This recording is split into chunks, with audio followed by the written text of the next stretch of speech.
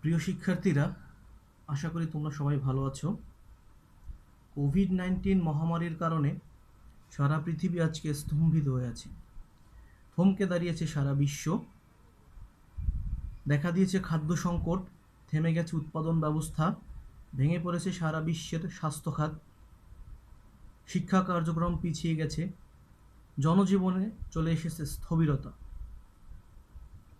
তাই এই রোগের এখনও যেহেতু কোনো ভ্যাকসিন বা প্রতিষেধক আবিষ্কৃত হয়নি, এর দুইটাই চিকিৎসা, একটা হচ্ছে ঘরে থাকা আর আক্রান্ত রোগীকে আলাদা করে ফেলা। কাজেই তোমরা যাতে ঘরে থেকে শিক্ষা কার্যক্রম চালিয়ে যেতে পারো, তাই আজকের এই আয়োজন বা আমাদের এই অনলাইন ক্লাস। তোমরা এই অনলাইন ক্লাস করে তোমাদের শিক্ষা কার্যক্রম স্বাভাবিকভাবে চালিয়ে যাবে এবং যখন স্কুল কলেজ খুলবে তোমরা আবার পূর্বের ন্যায় স্কুল কলেজে এসে ক্লাস করবে। তো আজকের এই অনলাইন ক্লাসে তোমাদের সাথে আছি আমি মোহাম্মদ জাহিদুল ইসলাম, প্রভাষক, উদ্ভিদ বিজ্ঞান বিভাগ, সরকারি গৌরনদী কলেজ, গৌরনদী, বরিশাল। আজকে আমরা আলোচনা করব একাদশ শ্রেণীর জীববিজ্ঞান প্রথম পত্রের অষ্টম অধ্যায়ের টিস্যু ও টিস্যুতন্ত্র। এর মাধ্যমে তোমরা টিস্যু ও টিস্যুতন্ত্র সম্পর্কে বর্ণনা করতে পারবে, ভাজক টিস্যু ও এর শ্রেণী বিভাগ সম্পর্কে বর্ণনা করতে পারবে। প্রথমেই আমরা জানব টিস্যু কী। আমরা আগেই কোষ সম্পর্কে ধারণা লাভ করেছি দ্বিতীয় অধ্যায়, যে কোষ কী। কোষ হচ্ছে জীবদেহের গঠন ও কাজের একক। আর এই অনেকগুলো কোষ যখন তারা আকার, আকৃতি বা উৎপত্তি এবং সবাই মিলে একটা নির্দিষ্ট ধরনের কাজ করে, তখন সেই কোষ সমষ্টিকে টিস্যু বলে। তাহলে আমরা টিস্যু বলতে পারি, টিস্যু হচ্ছে উৎপত্তিগতভাবে একই প্রকার অথবা একাধিক ধরনের কিছু কোষ সমষ্টি যারা একই স্থানে অবস্থান করে একটি সাধারণ কাজে নিয়োজিত থাকে। মূলত ওই কোষ সমষ্টি এবং তাদের নিঃসৃত আন্তঃকোষীয় পদার্থ বা মাতৃকা বা ধাত্রই হচ্ছে টিস্যু। এখন টিস্যুতন্ত্র কি? একই ধরনের শারীরবৃত্তীয় বা যান্ত্রিক কাজ সম্পাদনে নিয়োজিত থাকে এক বা একাধিক টিস্যুকে টিস্যুতন্ত্র বলে। অনেকগুলো টিস্যু মিলে তৈরি করে হচ্ছে অনেকগুলো কোষ মিলে তৈরি করে টিস্যু, আবার অনেকগুলো টিস্যু মিলে তৈরি করে অঙ্গ, অনেকগুলো অঙ্গ মিলে তৈরি করে তন্ত্র। এভাবেই সমস্ত প্রসেস এগিয়ে যায়। এখন আমরা জানবো ভাজক টিস্যু কাকে বলে। ভাজক টিস্যু হচ্ছে টিস্যুর মধ্যে সবচেয়ে গুরুত্বপূর্ণ। গাছের কোনো কোনো বিশেষ স্থানে অবস্থিত, যেমন কাণ্ড শীর্ষ, মূল শীর্ষ ইত্যাদি। অর্থাৎ শীর্ষ, কাণ্ড শীর্ষ, মূল শীর্ষ, উদ্ভিদের বর্ধিষ্ণু অঞ্চলগুলোর শীর্ষভাগেই হচ্ছে ভাজক টিস্যু অবস্থান করে। কোষগুচ্ছ বিরামহীনভাবে বিভাজিত হয়েই চলেছে। কোষের ক্রমাগত বিভাজনই এই বৃদ্ধির কারণ। যে কোষগুলো বিভাজিত হয় তা হলো ভাজক কোষ, আর ভাজক কোষ দিয়ে গঠিত টিস্যুকেই ভাজক টিস্যু বলে। ভাজক টিস্যুর আরেক নাম হচ্ছে মেরিস্টেম। অর্থাৎ উদ্ভিদের যে সমস্ত বর্ধিষ্ণু অঞ্চল আছে, কাণ্ড শীর্ষ, মূল শীর্ষ, সেখানে যেসব কোষগুলো বিভাজনের ফলে কোষগুলো দৈর্ঘ্যে বৃদ্ধিপ্রাপ্ত হয় বা লম্বা হয়, আয়তনে বৃদ্ধিপ্রাপ্ত হয়, সেই কোষগুলোই হচ্ছে ভাজক টিস্যু। আমরা একটি আদর্শ ভাজক টিস্যুর চিত্র দেখি। এখানে একটা কোষ আর একটা কোষের সাথে ঘন সন্নিবিষ্টভাবে লেগে আছে।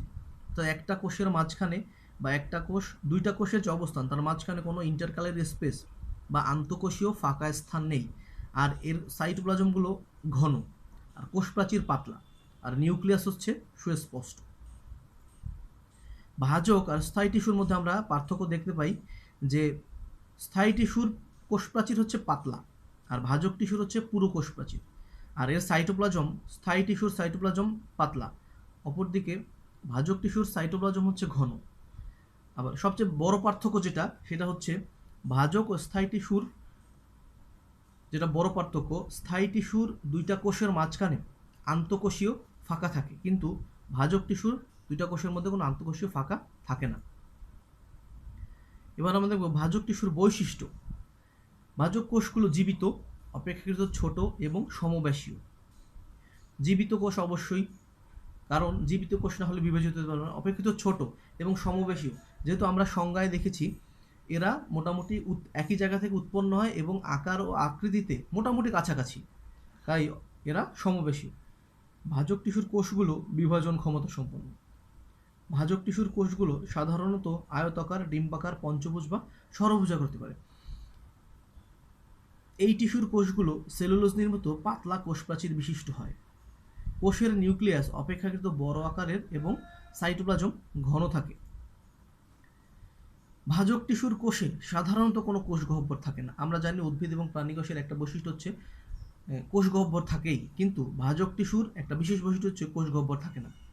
কোষগুলো ঘন সন্নিবিষ্ট হওয়ায় এদের মধ্যে আন্তঃকোষীয় ফাঁকা থাকে না। এই টিস্যুর কোষগুলোর বিপাকীয় হার বেশি এবং সর্বদাই সক্রিয় বিপাকীয় অবস্থায় থাকে। বিপাক বেশি হয় দেখেই কোষগুলো ক্রমাগত বিভাজিত হয় এবং উদ্ভিদ আয়তনে বৃদ্ধি পায়। কোষে কোনো প্রকার সঞ্চিত খাদ্য, খরিত বস্তু বা বর্জ্য পদার্থ থাকে না। ভাজক টিস্যুর কাজ আমরা সংজ্ঞায় দেখতে পেয়েছি যে ভাজক টিস্যুর মূল কাজ হচ্ছে এটা ক্রমাগত বিভাজিত হয়, আর বিভাজিত হওয়ার ফলে উদ্ভিদের বৃদ্ধিপ্রাপ্ত হয়। তাহলে ভাজক টিস্যুর প্রধান কাজ হচ্ছে বিভাজনের মাধ্যমে উদ্ভিদ দৈর্ঘ্যে বৃদ্ধি পায়, এতে ছোট গাছ ক্রমে উঁচু ও লম্বা হয়। পার্শ্বীয় ভাজক টিস্যু বিভাজনের ফলে উদ্ভিদের ব্যাস বৃদ্ধি পায়, এতে সরু কাণ্ড ক্রমে মোটা হয়। ভাজক টিস্যু হতে পরবর্তী স্থায়ী টিস্যু সৃষ্টি হয়, আর ক্ষতস্থান পূরণও ভাজক টিস্যুর কাজ। আমরা এক নজরে ভাজক টিস্যুর শ্রেণী বিভাগটা দেখে নেই। ভাজক টিস্যুর প্রকারভেদ উৎপত্তি অনুসারে, অবস্থান অনুসারে, কোষ বিভাজন অনুসারে আর কাজ অনুসারে। উৎপত্তি, অবস্থান, কোষ বিভাজন আর কাজ। উৎপত্তি অনুসারে তিন প্রকার: প্রারম্ভিক ভাজক টিস্যু, প্রাইমারি ভাজক টিস্যু, সেকেন্ডারি ভাজক টিস্যু। অবস্থান অনুসারে শীর্ষস্থ ভাজক টিস্যু, ইন্টারক্যালারি বা নিবেশিত ভাজক টিস্যু, পার্শ্বীয় ভাজক টিস্যু। কোষ বিভাজন অনুসারে মাস ভাজক টিস্যু, প্লেট ভাজক টিস্যু, রিব ভাজক টিস্যু। আর কাজ অনুসারে প্রোটোডার্ম, প্রোক্যাম্বিয়াম আর হচ্ছে গ্রাউন্ড মেরিস্টেম। ভাজক টিস্যুর শ্রেণী বিভাগ উৎপত্তি অনুসারে তিন প্রকার। প্রথম হচ্ছে প্রোমেরিস্টেম বা প্রারম্ভিক ভাজক টিস্যু, অর্থাৎ প্রারম্ভিক, শুরুর আগে যে মূল বা কাণ্ডের অগ্র শীর্ষদেশে একটি ক্ষুদ্র অঞ্চল রয়েছে যেখান থেকে পরবর্তীতে প্রাইমারি ভাজক টিস্যুর উৎপত্তি হয়, তাকে প্রারম্ভিক ভাজক টিস্যু বলে।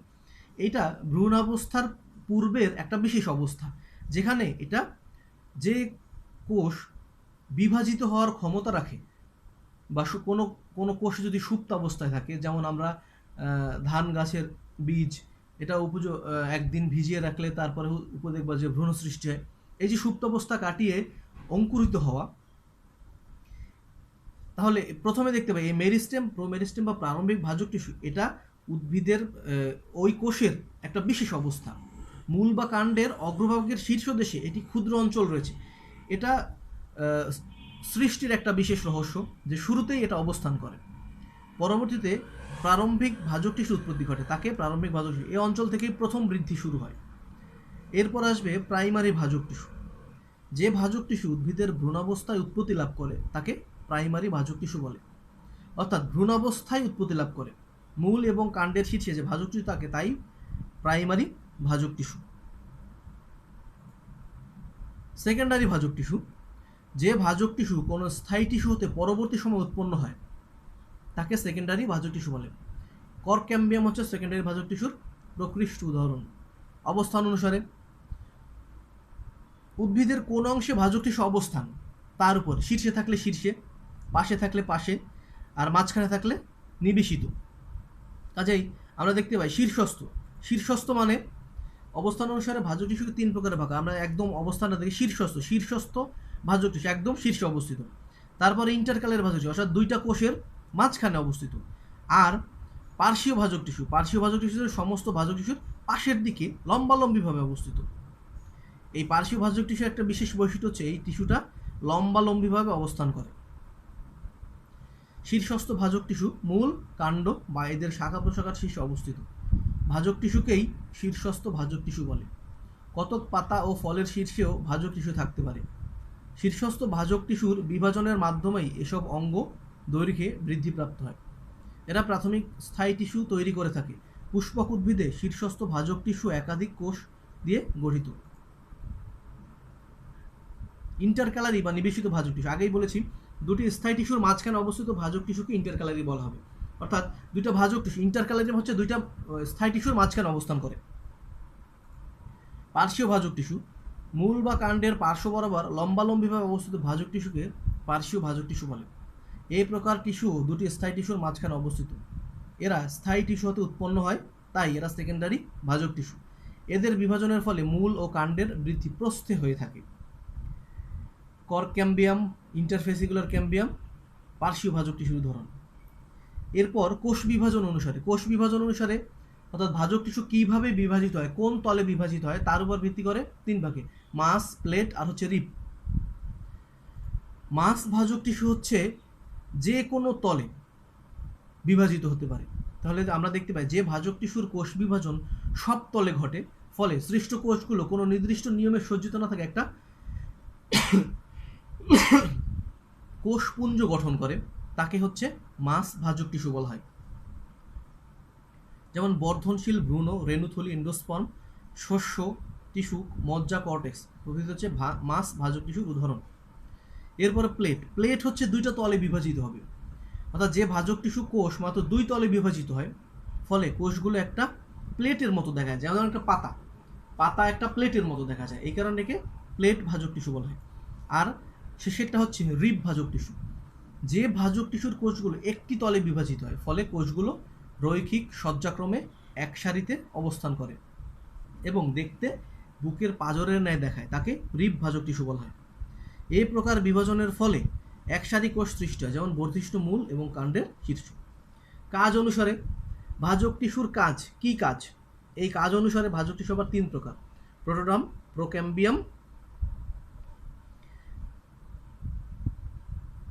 আচ্ছা, এরপর আমরা আসি প্রোটোডার্ম। যে ভাজক টিস্যুর কোষসমূহ উদ্ভিদ দেহের ত্বক সৃষ্টি করে তাকে বলা হবে প্রোটোডার্ম। আমরা প্রথমে পেয়েছি ভাজক টিস্যুকে তিন ভাগে, কাজ অনুসারে তিন ভাগে, প্রোটোডার্ম, প্রোক্যাম্বিয়াম আর হচ্ছে গ্রাউন্ড মেরিস্টেম। তাহলে যে ভাজক টিস্যুর কোষসমূহ উদ্ভিদের ত্বক সৃষ্টি করে, এপিডার্মিস বা এপিপ্লেমা আমরা যাই বলি না কেন, তাকে হচ্ছে প্রোটোডার্ম বলা হয়। আর এরপর হচ্ছে প্রোক্যাম্বিয়াম। ক্যাম্বিয়াম, জাইলেম এবং ফ্লোয়েম সৃষ্টিকারী ভাজক টিস্যুকে প্রোক্যাম্বিয়াম বলে।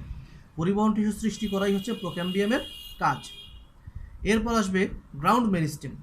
গ্রাউন্ড মেরিস্টেম হচ্ছে একদম ভাজক টিস্যুর কেন্দ্রে থাকে, অর্থাৎ কর্টেক্স, মজ্জা ইত্যাদি হচ্ছে এই গ্রাউন্ড মেরিস্টেম তৈরি করে। তাহলে কাজ অনুসারে আমরা ভাজক টিস্যুর প্রকারভেদ দেখতে পেলাম। আশা করি তোমরা টিস্যু এবং ভাজক টিস্যু সম্পর্কে আজকে বিস্তারিত আলোচনা করলাম। অবস্থান অনুসারে, উৎপত্তি অনুসারে, কাজ অনুসারে এদের শ্রেণীবিভাগ আলোচনা করা হলো। এর মধ্যে যদি তোমাদের কোনো বিষয় বুঝতে অসুবিধা হয় তাহলে তোমরা কমেন্টে সেটা জানিয়ে দেবে, আমি যথাসময়ে রিপ্লাই দেওয়ার চেষ্টা করব। আবারও বলছি, তোমরা স্বাস্থ্যবিধি মেনে ঘরে থাকো, নিরাপদে থাকো। বাসায় যাদের বয়স্ক বাবা মা আছে তাদের প্রতি বিশেষ নজর দিও। স্বাস্থ্যবিধি মেনে চলবে, নিয়মিত সাবান পানি দিয়ে হাত ধোবে, আর সৃষ্টিকর্তার কাছে এই ভাইরাস থেকে পরিত্রাণের জন্য প্রার্থনা করবে। ধন্যবাদ সবাইকে।